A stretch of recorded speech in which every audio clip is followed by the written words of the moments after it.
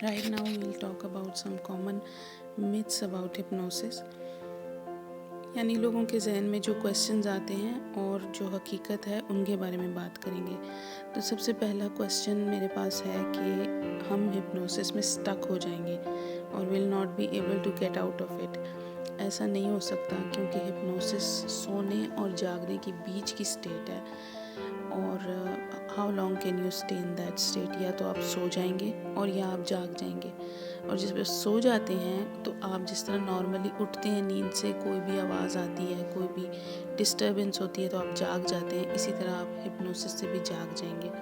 आज तक कोई बंदा भी इस तरह नहीं हुआ कि वो हिप्नोटाइज हुआ और वो फिर स्टक हो गया और वो उधर ही रह गया। ऐसा पॉसिबल नहीं है। Your brain doesn't work like that. Second question है कि हिप्नोटिस्ट या हिप्नोथेरेपिस्ट कोई फ़नी ट्रिक्स करेगा, आपका मजाक बन जाएगा। ऐसा भी नहीं है, कोई प्रोफेशनल हिप्नोथेरेपिस्ट ऐसा नहीं करता। अगर आपने कभी ये देखा है तो ये जस्ट टीवी पर इंटरटेनमेंट पर्पस के लिए, लोगों को अम्यूज़ करने के लिए ऐसे काम किए जाते हैं। एक professional hypnotherapist who is there to help you with your problems, वो उनकी एक गाइडलाइन होती है, एक इंटेग्रिटी को फॉलो करना होता है उन्होंने।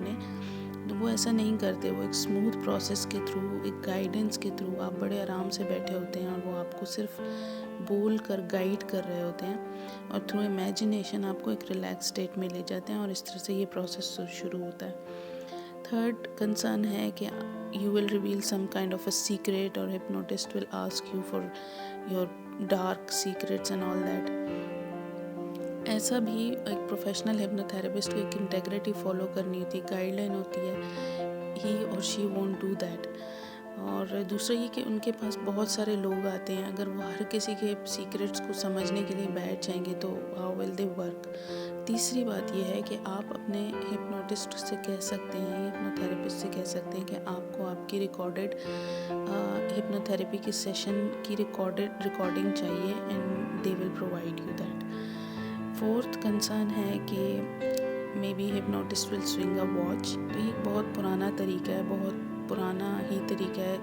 It's not preferred now days और ये इतना कोई इफ़ेक्टिव तरीका भी नहीं है, तो कोई भी ऐसे तरीक़ों को इस्तेमाल नहीं करता आप। फिफ्थ कंसर्न है, if you are hearing voice of hypnotist you are not hypnotised. ऐसा भी नहीं है। हिप्नोटाइज्ड जब आप होते हैं इसमें आपको आवाज़ आ भी सकती है और नहीं भी आ सकती। और ऐसा भी हो सकता है कि आपको लगे कि आपने सुना है सारा सेशन और एक्चुअल में आपने कुछ बीच में से कुछ टाइम आप उसमें ना सुना हो आपने। तो गुड प्रैक्टिस ये है कि आप रिक्वेस्ट करें अपने हिप्नोथेरेपिस्ट से कि आपका सेशन वो रिकॉर्ड करें और आपको दें। बिकॉज आप जब रिकॉर्डेड सेशन भी सुनते हैं तब भी आपकी हीलिंग होती है और रीइंफोर्समेंट होती है। So it is always good practice कि आप अपने हिप्नोटिस्ट से रिक्वेस्ट करें कि वो आपको रिकॉर्डेड सेशन दे ताकि आप बाद में सुन सकें। एक और पॉइंट है which is not written here but some people think कि हिप्नोटाइज करने वाला बंदा जो है तो उसके पास कोई सुपर पावर है और जो हिप्नोटाइज हो रहा है that person is weak minded. Hypnotise करने वाले बंदे के पास नॉलेज है, स्किल है, एक्सपीरियंस है और जो हिप्नोटाइज हो रहा है उस बंदे के पास विलिंगनेस है to change for his good. वो अपने आप को एक ज़्यादा इफ़ेक्टिव और पावरफुल बंदा बनाना चाहता है। That is why he has come. He is not weak minded and the reason for that is कि सब लोग दिन का 80 से ज़्यादा % टाइम हिप्नोटाइज स्टेट में गुजारते हैं but we don't know that. तो normally it's a very common state in which everybody is involve. इस एक्टिविटी में आप ऑलरेडी इन्वॉल्व हैं। इससे आपके माइंड के वीक या स्ट्रॉन्ग होने का कोई ताल्लुक नहीं है। स्ट्रॉन्ग माइंड वो है who is ready to change for good, who is ready to become a good person. इससे माइंड के वीक होने की कोई ताल्लुक भी नहीं है।